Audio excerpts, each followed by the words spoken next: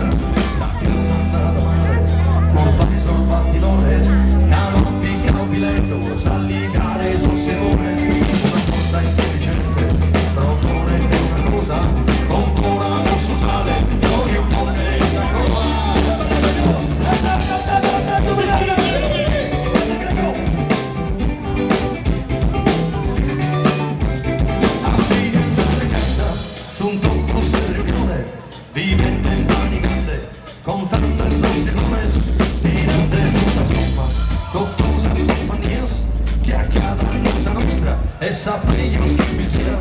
curre secca de Brasca, in mezzo a su un greco, uno si italiano, mi pare che sia